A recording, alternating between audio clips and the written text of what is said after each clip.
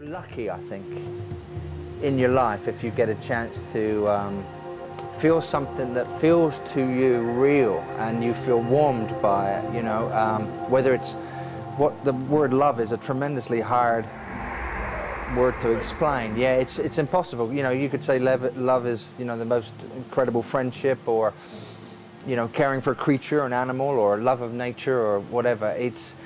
I think when you write songs, I find when I write songs, I let myself get out of my little cage, you know, my wrapped up human cage, which is maybe hard and not that emotional and can't get too romantic because, you know, the realities of life. I think as poets, I think a lot of writers, a lot of painters, anybody in arts, people that make movies, whatever, doing what you do, you have a chance to let go of something that you probably wouldn't let go of normally.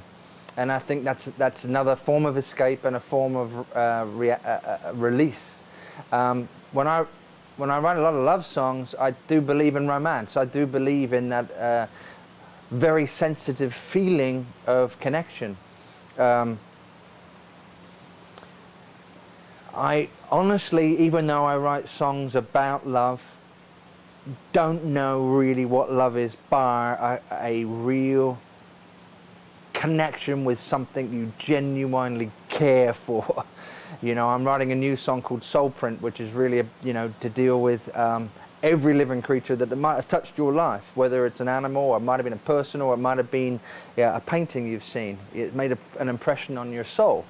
And I feel, sort of, without getting too heavy or deep about it, I think that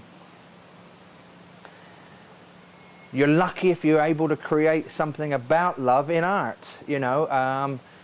And it could be, you know, even if you don't do art, but you come to somebody with a letter or a card to say, you know, I want to spend the rest of my life with you. And I totally think it's the most incredibly amazing thing for people to get married, and to make that determination that I can spend my close proximity with you and help you and make you happy. And to me, the best way I can feel about what is love is you want the person you're with, or the animal, or whatever, to be happy. You want them, you want to see them glow, you want to see them be healthy, you want to see them, that's love. You want them to thrive. And I try to put that in my songs without sort of saying, hey baby, you know, I want to put a ring on your finger and let's go and have a honeymoon and go down to Las Vegas for a week. I'm trying to sort of say it's, yeah, which is a wonderful thing to do. Does sound good, doesn't it? But I think it's, you know, I try to see it in a more of the same way that maybe John Keats would have written about, you know, a nightingale. The real kind of, which is very hard to do, but that underbelly of feeling, that thing where you, the Buddhist monks or the Zen monks don't have to say much, but with a few words or with a drawing or a calligraphy, they can say, this is treasurable, this is very special, you know. You see so much strife in the world and so much anger and so much aggression that when the word love comes up, it's easy to knock it and say, you know, oh yeah, you know, I love this drink, I love this. But to me, I try, you know, and I fail. You fail all the time, but you try to connect that passion that maybe Baudelaire wrote in his poetry, and what you'll see with Wordsworth sometimes, feeling. Sometimes one sentence can make you, you know, one chord, one melody can make you not breathe, because the word is beauty. And I think that's what sometimes people feel with real love, is that sense of getting outside themselves. When you're writing, you feel like you're after something, and you got to work for it. Every now and then, something will pop out real, like it's like all the failures you've had. Suddenly, because you're still doing it, something pops out good, and you go, well, where did that come from? But it's all the failures before.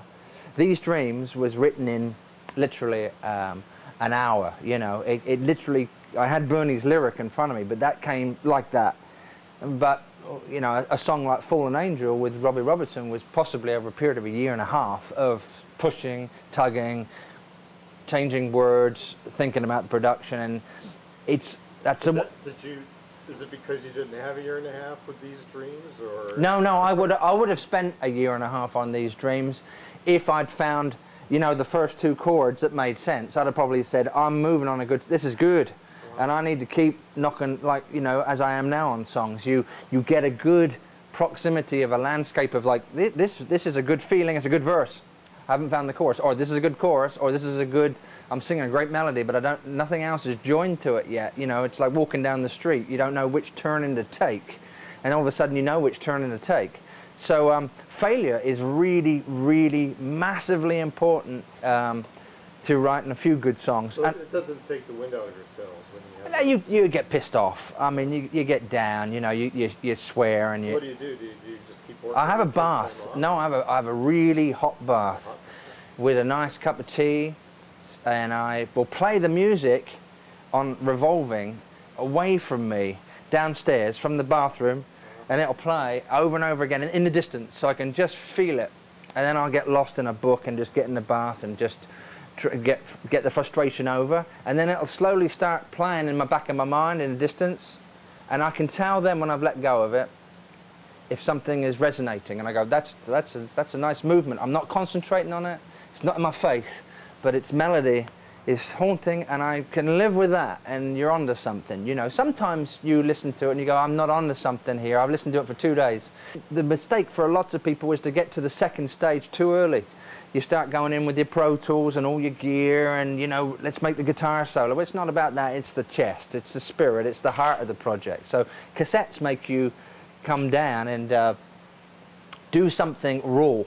Maybe with the piano, maybe with the guitar, just sing into it and live with that for a while. You know, the worst thing is with cassettes, you tend to erase over something great. Oh, I pushed play and record at the same time. Oh, no. That's a nightmare with cassette players. But in general, you know, I found you discover things down again. You know, when you're young, just writing songs, you want to finish them. As you go through, you sort of live with them and you sort of let them grow on you. And time is really, really important if you can listen to something over time.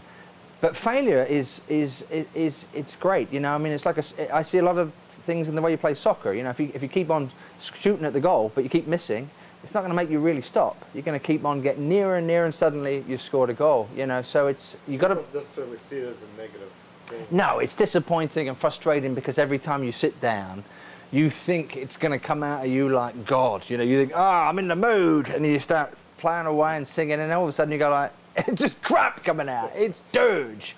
It's, you know, and then you go to something else. And, you know, I like to try and write on guitar for a while. Then you move on the keyboards and you change your proximity. But I've never found it easy.